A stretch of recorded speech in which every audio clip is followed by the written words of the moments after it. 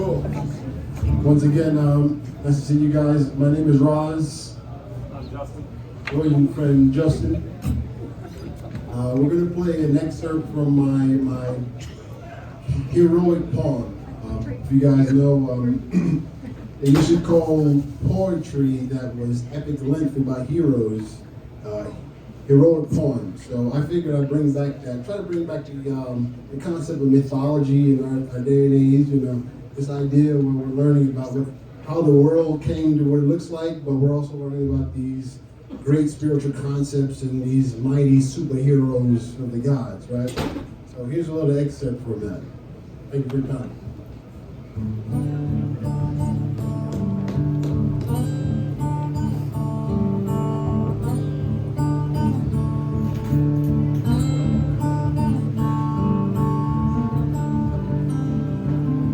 Before history began, Kismet unfolded as above, so below, and life behaved according to the energies of the celestial principles. As Shay, the god of the earth, is the very ground and stage where the adventure of life unfolds, its sway over the course of history is essential. Shay and the planet itself is tidal in its power, mountainous in its grandeur, at times simply seismic and others volcanic. Shay is the source of our very flesh and bones, and by living in our shadows, Shay is the guardian angel of all things organic. The celestial principles and gods realized their influence paled in comparison to Shay, the earth's, and they cried out for equal power over fate. Shikanga, the omnipresent and omnipotent God, then made souls with consciousness, sentient beings which the celestials could not only influence, but even infiltrate. Through possession of conscious beings, the celestial gods could briefly walk the planet as they experienced mortal life and sensations. The celestials would delight in their living avatars, then watch the being from on high and observe the consequences of their visitations.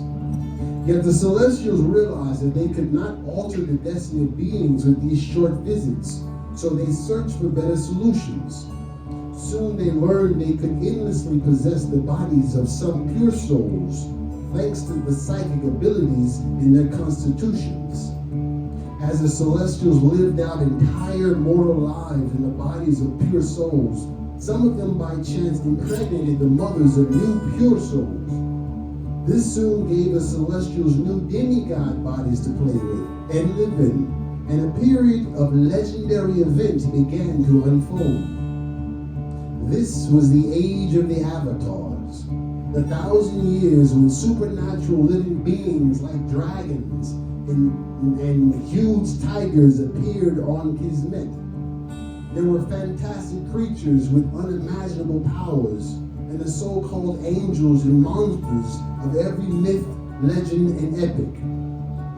There were two categories of demigod avatars, the good ones and the bad ones, and those which were good were called the Irin. The demigods which selflessly pursued their own ends, and in doing so wreaked havoc and destruction on others, are called the Jinn. In time, the influence and consequences of the jinns grew out of balance, for their selfish recklessness was inspiration to the wicked. Through the conspiracy and secret organization of the jinns and the iniquitous, the Irin were overpowered, and Kismet, the world, became afflicted. Soon after, even the mightiest of all heroes and Irins were defeated. A century of endless war and iniquity nearly destroyed the world of Kismet. Detonated nuclear bombs and weapons of mass destruction unleashed the world's flood, which cleansed the planet and the climate. The celestial gods, like the sun, understood that they were responsible for this calamity, so they repented and prayed for the planet's resurrection. The overpowering gods worked together to restore the ecosphere and restart life, and the world returned to its natural perfection. Jehudi, the god of omniscience, forbade the celestial gods from ever again creating avatars, And though most were in agreement, Asoraset, the god of Saturn, required recognition. Asoraset said that as he had never created a jinn, he should now be the king of the celestials.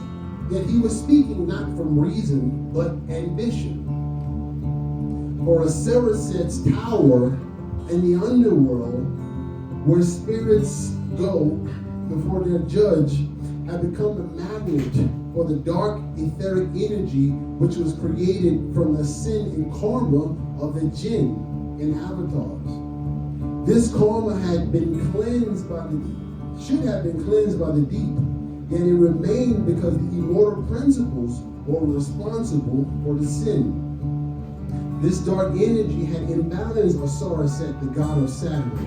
So he claimed that he, as king, could save Kismet the world from invasion from jinn. Jehudi, the god of omniscience, praised Asoraset's temperance, and Shekinah, the god of omnipotence, gave Saturn its rings. Yet Jehudi rejected Asoraset's request to his chagrin. The age of the avatars was no more, yet their memory lives on in the myths and legends of superheroes and mutants and demons. And these memories will begin to take on a life of their own when enough sentient beings share the same memory and concept while dreaming. In time, the black cloud surrounding Asoraset's tower fed the seeds of imbalance in him, and this began an inner upheaval. When these seeds finally germinated into their unnatural flower, a spirit of selfishness awoke in him and became a spirit of evil. This unbalanced spirit of evil in Asoraset suddenly began to attract and absorb some of the dark ether that surrounded his tower. Asoraset's spirit was overwhelmed by the influx of negative energy, and it was forced to split in two to contain the energy and power. And in time, Asoraset stood before his opposite, Tesserasa, the embodiment of his shadow and the very principle of evil. Tesserasa's face is a silver mask fixed in an unholy grin, and he is the god of selfishness and debauchery and the enemy of all people. Asoraset was purified of the negativity long within him, and he seemed fully liberated from a terrible hypnotic spell. Tesserasa sprang into being fully self-conscious, and he rejoiced and danced like a guilty prisoner accidentally freed from its cell. Tesserasa began to gloat at his self-creation and claimed that it could help Asoraset regain his power and become the king of Shambhala. Asoraset did not hesitate, for he instantly understood the evil nature of Tesserasa, and he leapt at Tesserasa with the force of an impala. Asoraset's double-headed sheath had also split, so Tesserasa met Asoraset's seat of doom with the seat of fate in his hands. And so, the preamble to the adventure of the Son of Man was at its end, and the epic of Krishna Sarah truly began. The ensuing battle between Asoraset and Tesserasa was like an epic clash between matter and antimatter, and it shook the tower. Finally, Tesserasa got the space he needed to rotate his seat in a circle as Asoraset watched, and this activated the seat's hidden power. Asoraset was now totally hypnotized, and in the world of his illusion, he finally landed a serious blow against the evil one. As he approached Tesserasa, and Tesserasa begged for his life, the real Tesserasa approached the motionless Asoraset, knowing he had won. When Tesserasa was near Asoraset, he absorbed more of the dark ether, and he manifested a long black snake from his sacral plexus.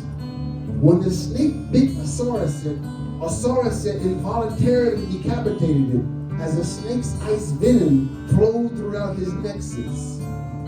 As Tesserasa writhed in agony from this wound, Asoraset collapsed to the tower's floor, just as he slew what was only an illusion.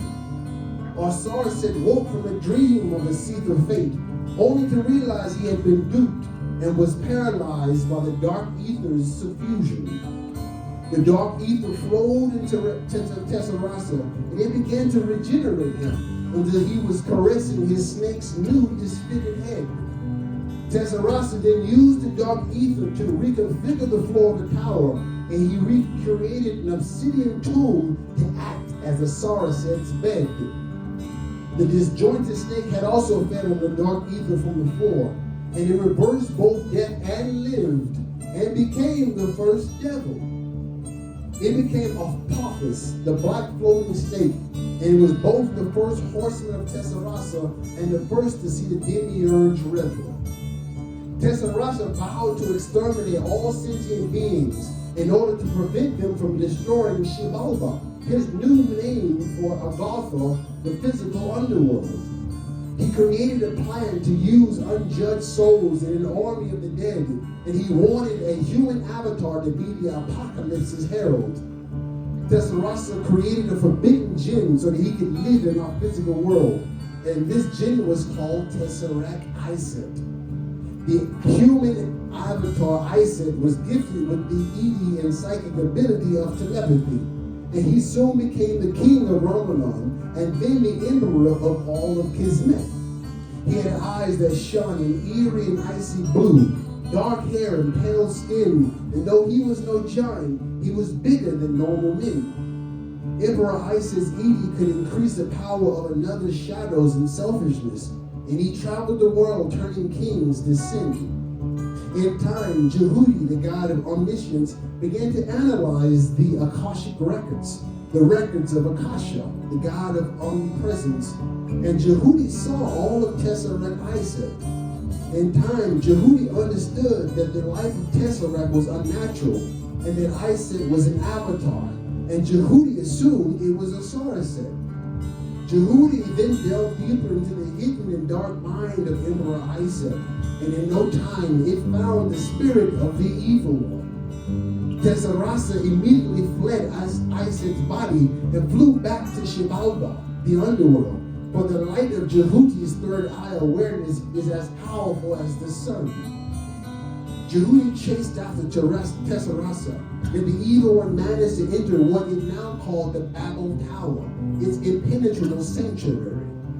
Jehudi, as the black and gold raven, could not penetrate the clouds of dark ether, so it went off to formulate a solution to the adversary. Though Tessarasa fled the mortal body of Emperor Tesseract, the oil of the evil one had remained in his human jewels. As Jehudi was chasing his demiurge to Xibalba, Emperor Iset impregnated the unholy virgin appointed to bear Tessarasa's spool. Tessarasa had failed to create the next demigod avatar for himself, but this union still managed to spawn a demigod named Cathal Iset. Cathal Iset will grow up and eventually become the new emperor of the world. Yet he was but a pawn whose true role was only to effect. Though he was not a jinn or a full demigod, Cathal Iset also had magical Edis and psychic abilities, and he inherited his father's twisted will. Tessarasa would eventually command Cathal through the Ark of Tesseract, ensuring that his demigod would remain a dark mill.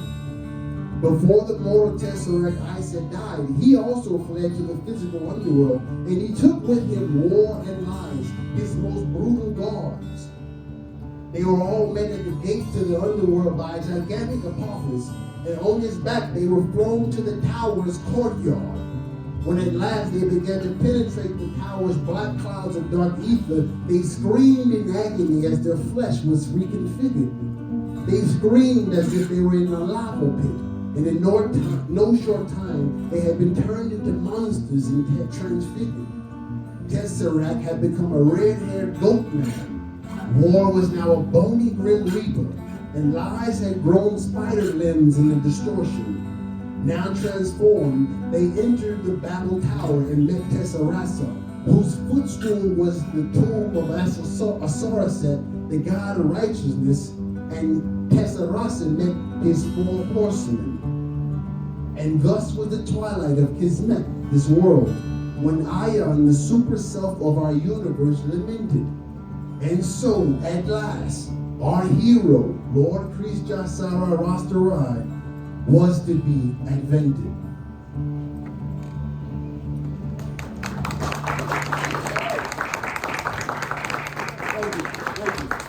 Thank you for your time. Thank you.